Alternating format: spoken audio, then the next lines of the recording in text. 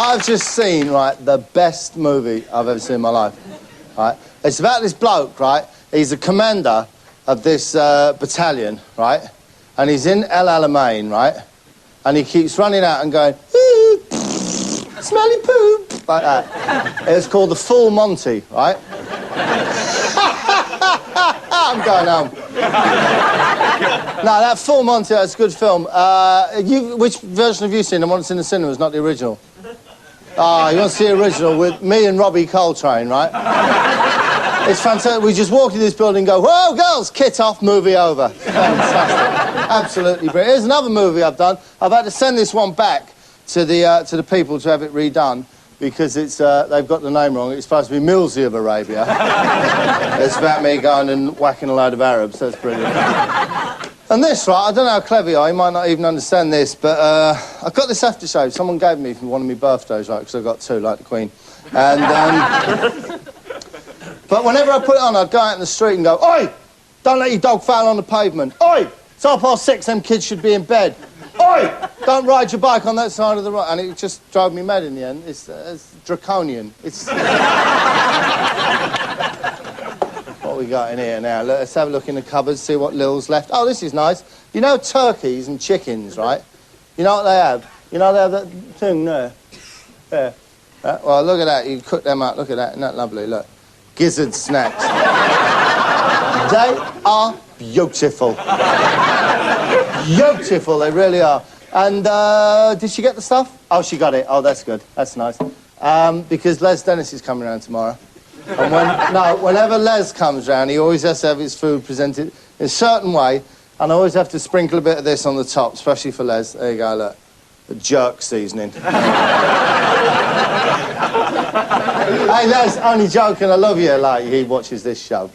Now, what we got here? Oh, let's have a look what's in the magic dumbwaiter. Look at this. Look at that. Isn't that lovely? Now, you could snack on that for all week. Lovely box of raisins. I'll get that.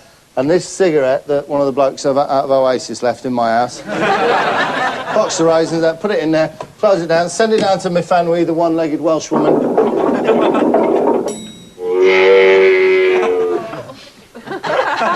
Oh, look at that, ladies and gentlemen. Stoned raisins, look at that. Right, as it happens, you're very, very lucky to find me in this time, because normally, this time of night, I'd be out and about.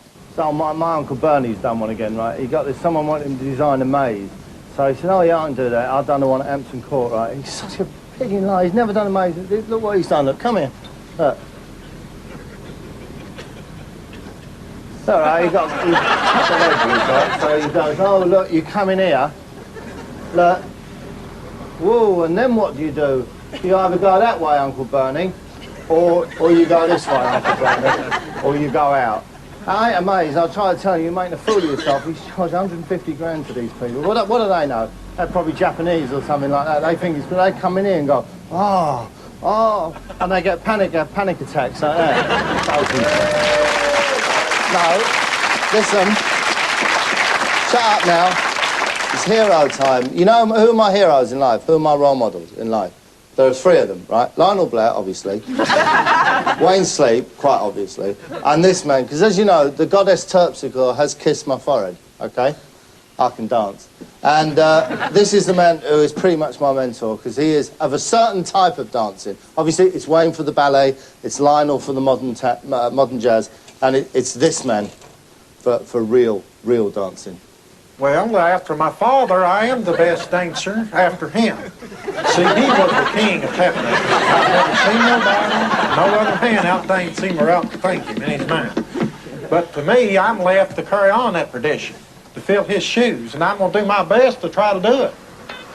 I noticed a little bit of laughter there, which I didn't really appreciate.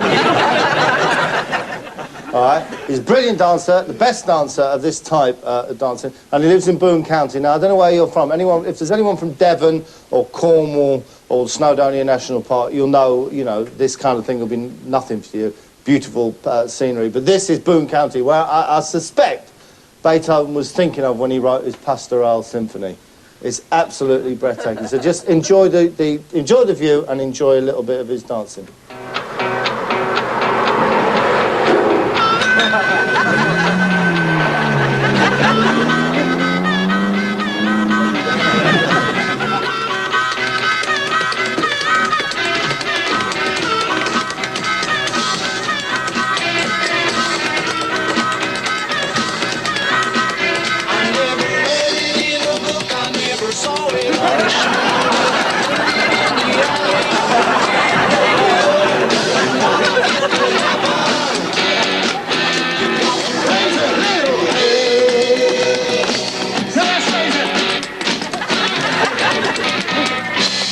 Now, can I just say, as you get to know this man, you'll realise that the best thing that could happen at this point is if a bastard great truck came along.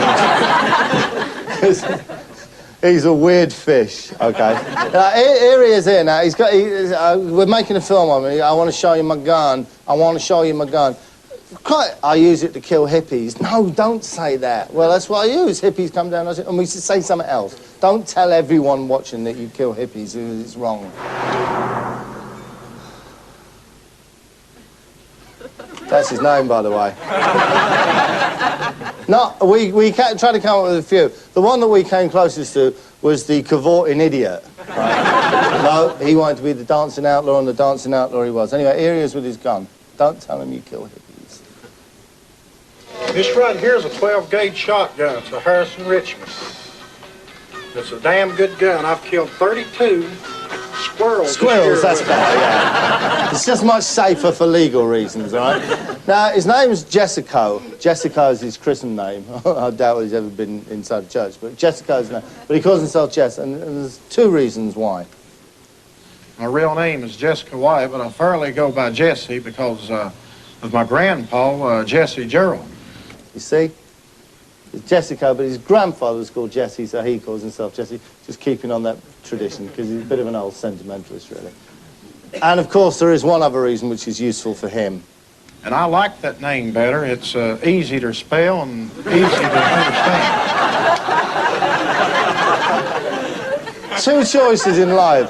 Either learn to spell your own name or change it. I'll change it then. All right. That seems like the easier thing for me. He's talking about his early life now. The first time I got in trouble in my life, in my younger days, was break and enter a grocery store. Okay, that's a minor misdemeanor. All kids do that. You break and enter a grocery store. But then something happened. Obviously, his dancing took off, and he met one of the most beautiful women in the world. Well, in the southern states of, well, in that swamp. Changed his life, and they live very happily and contentedly now. The only time they ever have a slight row is in the kitchen, because there isn't a man in this room who hasn't had a slight contretemps at some point with his wife, where he hasn't said, "Darling, this toast, it's a little bit overdone." Do you know what I mean? Or, "Darling, this pasta, not quite al dente." Ooh, and you have a little cuddle and you make up. It's exactly the same with Jessico and Mrs. Jessico. And I took the butcher knife and put it up to her neck. I said, "If you want to live to see tomorrow, you better start frying them eggs a little bit better than what you're frying. I'm tired of slimy eggs." No, fair enough, no. No, excuse me, you wake up in the morning, you've got a hard day's dancing ahead of you. You don't want spunky eggs. You don't want it. End of story. But he's a big Elvis fan. He sings like Elvis, and what's more, he plays guitar so much like the original Elvis tracks. I can't help thinking that he was around in Memphis at the time. So here he is in his Elvis, guys.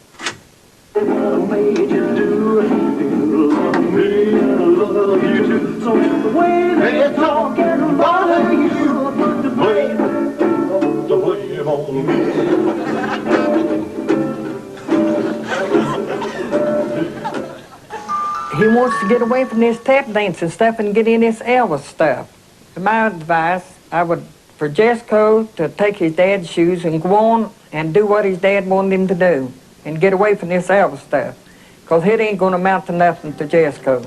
But this other will. Just by the way, that's not the woman he married. All right, because she ain't no great beauty. You wait till you see Mrs. Jesco. That's all I can say right now. Every now and again you have to put something in for the boys, and Mrs. Jesco is said thing. Anyway, let's see, just we can leave Jesco the fantastic little story that he tells. And it kind of illustrates the misunderstanding of how different people recollect different things. Like you may say this happened, and someone else says, "Oh, I can't remember it being like that." But here's Jesco's story. It's a very funny story. It's worth listening to. About the time he was driving home and he remembered he'd left his sunglasses at his mum's house. It's cute. We got halfway home, I told my wife, I said, Norma, I said, I forgot my sunglasses at Mommy's. And something just telling me to go back and get my sunglasses. I want to go back and get my sunglasses. I said, I just let Dorsey borrow him the wire. I didn't give them to him. I want to go back and get them. She said, Jessie, it's off a long way to go back and get the sunglasses. I said, we'll go back tomorrow and get them. I said, no, man, by God, we're going to go back tonight and get them. I said, I paid for them, and ain't no other God, you know what, going to wear my glasses. She said, Jessie, it's off a long way to go. Sorry, I'm sorry about this, then, but just, you'll pick up the story in a minute, but who would pay £35,000 for a satellite dish and £18 for their house? Anyway, sorry, back to Jessica and the sunglasses. Jessie, it's off a long way to go back and get the sunglasses. I said, we'll go back tomorrow and get them. I said, no, man, by God, we're going to go back tonight and get them. I said, I paid for them, and ain't no other God, you know what, going to wear my glasses after me spending my money for them. Them's mine and mine only. I said, I just let him use them. And I said, I will go back and get them. She said, no, I don't think that's the ideal. They're drinking, Jessie, and said, I'm tired, so that's... Just what we got here, so he's a contrast on it. He wants to go back and get the glasses. She doesn't want to, she's tired. And once again, he wins her over with his silver-tongued cavalier style. Go home and go to bed. I said, no, you're going to go to bed, all right. You're going to go to bed in a coffin. If you don't want us to be here long, go back and get my glasses. See, that's how the drinking and stuff had me at the time. This is true. And I said, I'll blow your effing brains out all over the dash. And I said, I won't hesitate 1 minute, man, about doing it. Now, we're about to meet Mrs. Jessico now, and with her version of events, all right? I want to go back and I want to get my shades. Jessie said, we're going back to Winton. No, that's exactly what I didn't want. That's exactly what I didn't want to hear. Stupid cat calling and wolf whistling, all right? Now, control yourself. Boys, come on. Thank you. This is her version of events. Jessie said, we're going back to Printer. He said, I left my sunglasses up there. So I just went on back to Printer and...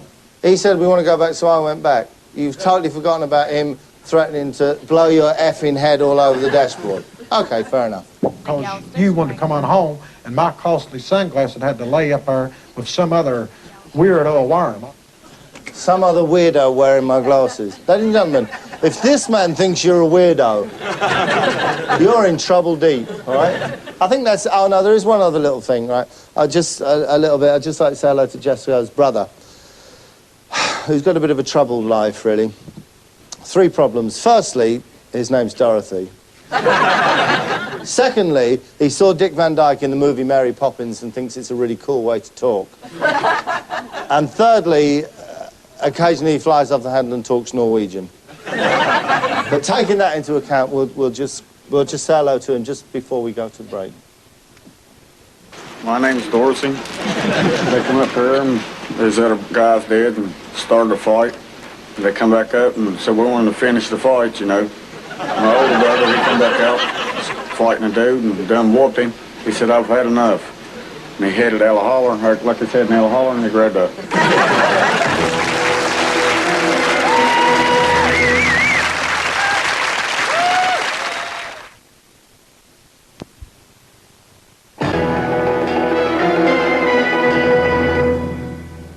Now, here's something that, to me, is tailor-made for us at Holby. Imagine, if you will, this. A child of the 60s. Do you know what I mean? A hippie. A bit down on his luck now, and he's wandering along. Maybe he's had a bottle of Strongbow cider, something like that. And he's coming along, and he's seen this, and he's had a fit of nostalgia. He's always thought beanbag is a lovely beanbag that he's had on the bedsit. And he's come along, you see, and he's flopped down on it. But as you can see, aggregate, I believe they call that in the building trade. Now, he flops down here, thinks, oh, man, I'll listen to a bit of Jimi Hendrix, Doors, Piccadilly Witch, and he falls down, and obviously, the effect that would have on his spinal cord, the whole of his back, it'd be terrible, terrible injuries for him.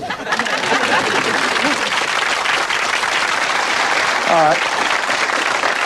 Show business people can be a little bit savage sometimes, ladies and gentlemen. I went out just the other night with Michael Barrymore, a very good friend of mine, and also Mr. Dale Winton. Dale and Michael and I went out, and we'd had a few beers, and they went to the other bar, and they came in and they said, there's about half a dozen skinheads in there, Millsy, cutting up rough.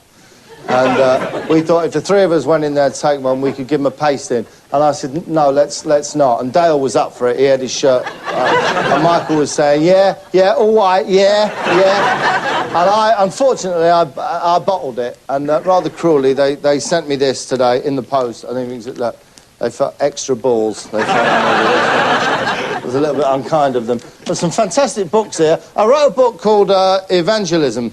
It was a book all about evangelism and how to be an evangelist, and it said that you had to be imbued with the Spirit of God, and you had to go out and spend years and years on the road preaching, and you could become an evangelist. And the publisher said, I don't think anyone's going to go for it. So I've got this other thing where you just say, I'm an evangelist, and you become an evangelist. And that's my book there, Evangelism Made Slightly Less Difficult. Just slightly less, that's all. Oh, another book that I've written, I'm not sure what the market's going to be from this, but I think it might be huge. Have you ever done this? Well, if anyone's ever done this, have you ever put money in a chocolate machine on the station? And did you get your chocolate? No. No. And have you ever put money in a phone box and then could you make the call? No.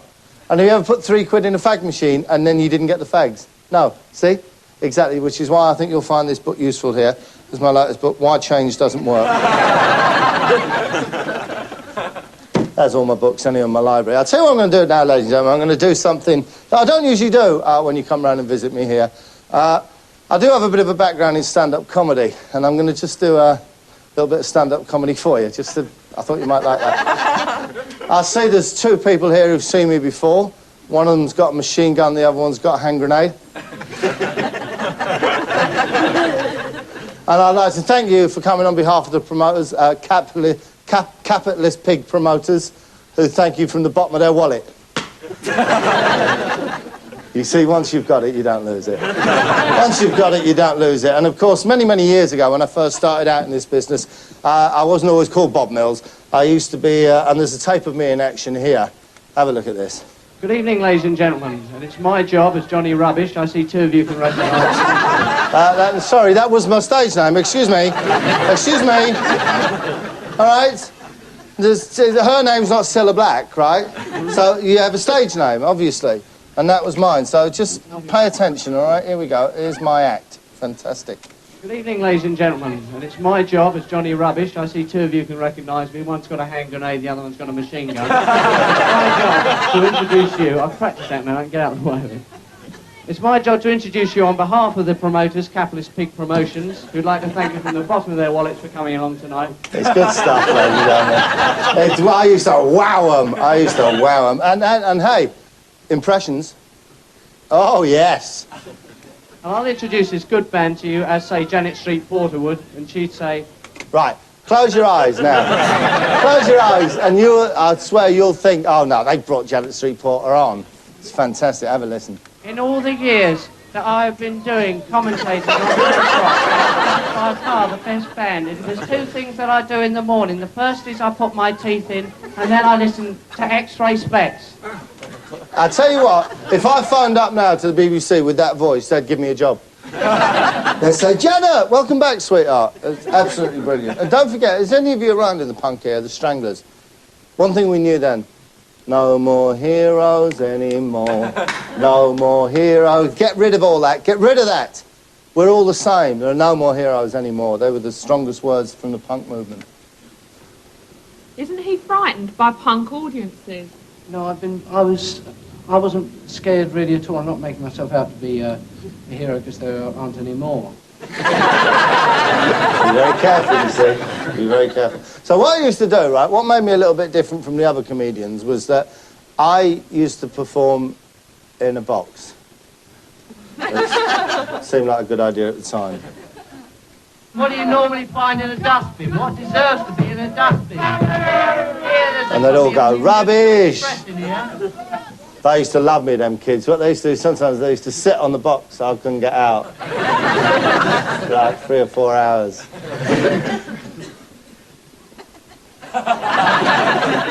Hippie coke in my pocket, I'll snort that and see if I can get out. Only a second, I'll Here I come, here I come. Oh, dear. Yeah, out the box. Big round of applause they give me, look. There we are. Good evening, or good afternoon, ladies and gentlemen. This is a party political broadcast on behalf of the Conservative Party. James Callaghan is a great... Little bit of politics I used to throw in. But what I'd do, I'd come out right and I'd hit them straight away with the West Ham gag. The classic West Ham gag, listen. Oh, fallen over. Who out there likes West Ham? Thought he might get that. Well... And who out there... Well... Oh, no punchline to the West Ham gag, I remembered. So then I'd do, would you like to see on top of a bonfire gag, right? Spit coming through everywhere. Oh, we're all having a good time. If it was bonfire night again... No, we used to do that in comedy. What's the matter with that? I'm very surprised now, all these years later, to be sitting here completely gob-free. No, anyway, shut up or you'll miss the brilliant bonfire gag, right? Who would you like to see on top of the bonfire? Huey Green, Don Revie, or the Queen? Right. Which one of those guys? And the punchline is... Ladies and gentlemen, good night, and may your spit go with you. I'd like to see Don Revie, the Queen. Ladies and gentlemen, good night. They were different days, but one thing we knew back then, you saved your best material till right at the very end, and you finished with your biggest gag, the one that was going to get the biggest round of applause. And now, ladies and gentlemen, you'll be glad to know that I'm leaving. And now, ladies and gentlemen, you'll be glad to know that I'm leaving.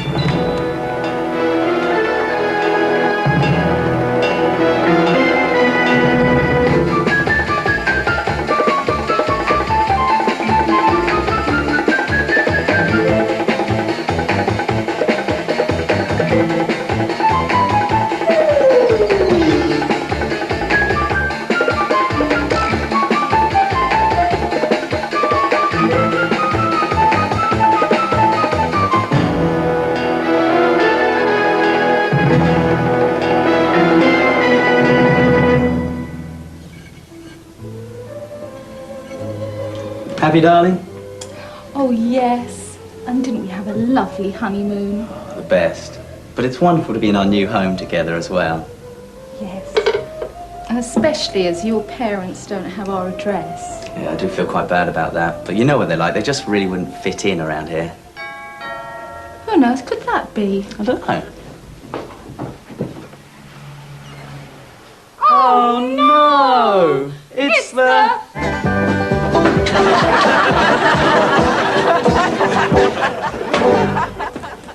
I got your sunglasses for you, Jessico.